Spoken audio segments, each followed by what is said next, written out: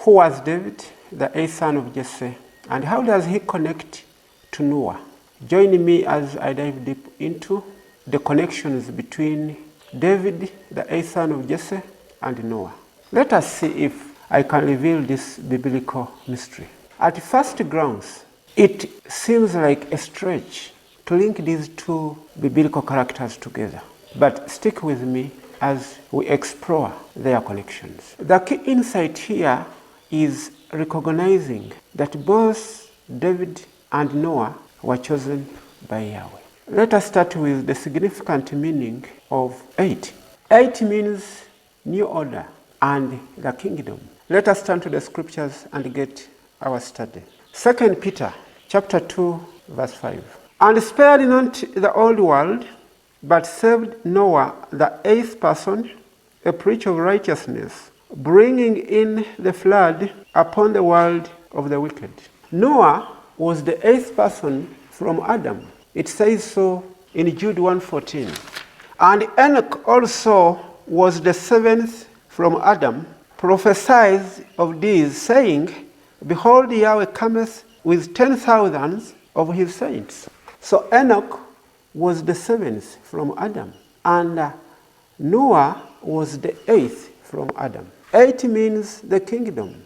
That's why we see that when Noah was called on the scene, Yahweh instructed him to build the ark of safety, which was representing the everlasting kingdom of heaven. So the similarity between Noah and David: Noah was the eighth person, a preacher of righteousness, and David was the eighth son of Jesse, a shepherd and a warrior. 1 Samuel chapter 16, verse 10 through 12.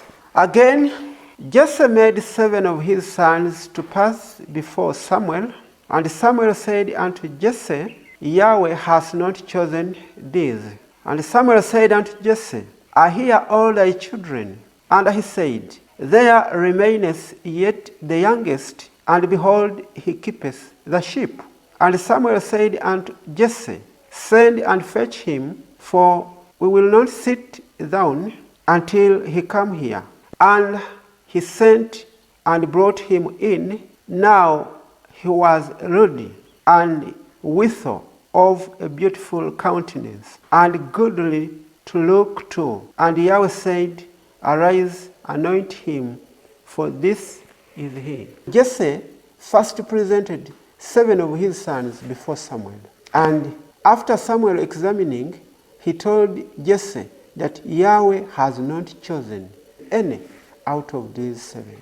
We are going to see the archetype of this in the scriptures. Revelation chapter 1, verse 4 and verse 11.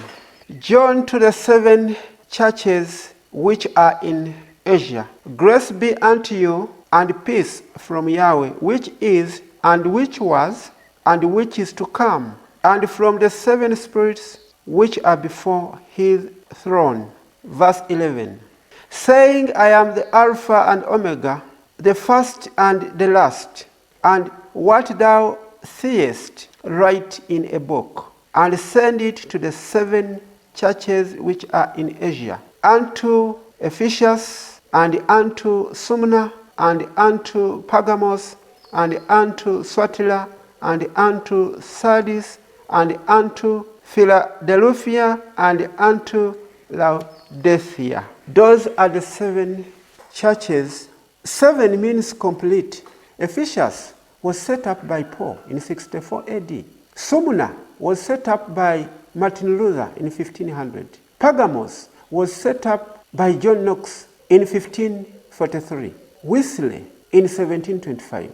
Sardis was set up by Campbell in 1810. Philadelphia was set up by William Miller in 1833. And Laodicea was set up by Ellen G. White in 1844. So Laodicea being the last, where all types meet and end. Revelation chapter 3, verse 14 and 16. And unto the angel of the church of the Laodiceans write, These things saith the Hallelujah, the faithful and true witness, the beginning of the creation of Yahweh. 16. I know thy works, that thou art neither cold nor hot. I would that thou wert cold or hot. So then, because thou art lukewarm, and neither cold nor hot, I'll spew thee out of my mouth.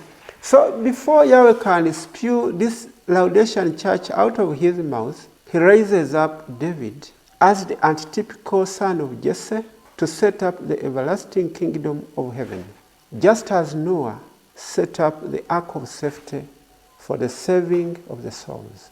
Let us turn to Jeremiah chapter 30 verse 9. But they shall serve Yahweh their Creator, and David their King, whom I raise unto them. So this David comes as a stone cut out of the mountain. Let us turn to Daniel chapter 2 verse 35 and pick up one point here. Then was the iron, the clay, the brass, the silver, and the gold broken to pieces together, and it became like the chaff of the summer threshing floors, and the wind carried them away, that no place was found for them. And the stone that smote the image became a great mountain and filled the whole earth. When you read 1 Peter chapter 2 verse 5, it says, as lively stones are built a spiritual house. So stones represent saints, citizens of the kingdom. And in this case, a stone, singular, represents one person, who is the antitypical David that Yahweh is going to raise up in the last days. So prophecy calls for David to be on the scene, and the restoration of the throne of David, and the setting up of the everlasting kingdom as the ark of safety. So this stone is cut from the mountain. It strikes the image of the beast, which is going to be set up as the new world order. And then it's going to become a great mountain. It's going to be the everlasting kingdom of Yahweh on earth, and it's going to fill the whole world. And it has to be set up by the antitypical David, the eighth son of Jesse. So now when we come to the connections between Noah and David, the eighth son of Jesse, we find that Noah was the eighth person, preacher of righteousness.